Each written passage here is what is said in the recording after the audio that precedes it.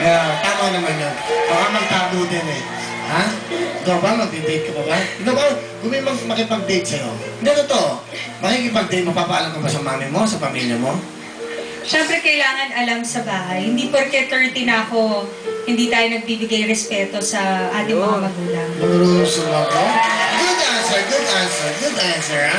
So, pag nag-date ka, may kasama ka mga alalay, driver, ano? Tanong ko lang, tanong ka. Oh, sige, 30 anyos ka na, mag-isip ka naman. Ina-ask out mo ba akong mag-date?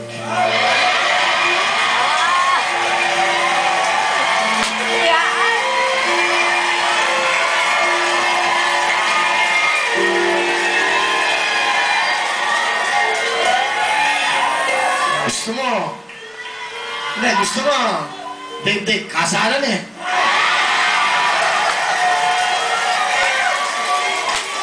Ano?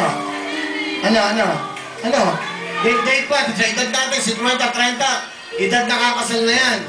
Magde-date pa ba tayo? Mukha naman tayo mga date pa. Ano? Oh. Nakakaya naman po kay Vinny. Kasi nakakaya, syempre gusto niya yung ganitong buhay, madaming nakakasama. Eh syempre kung saan mo siya masaya, susuportahan mo natin.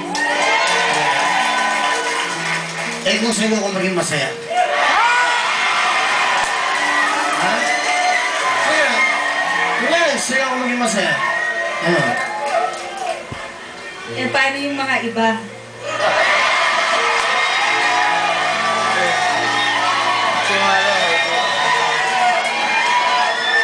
Good question. Oo nga, no? Wag mo na, sayang. Hindi naman, alam mo naman ang totoo eh. Basta alam mo na yun. Basta alam mo sa puso mo, sa isip mo. Basta ito lang sabihin ko sa'yo. Yun na yun.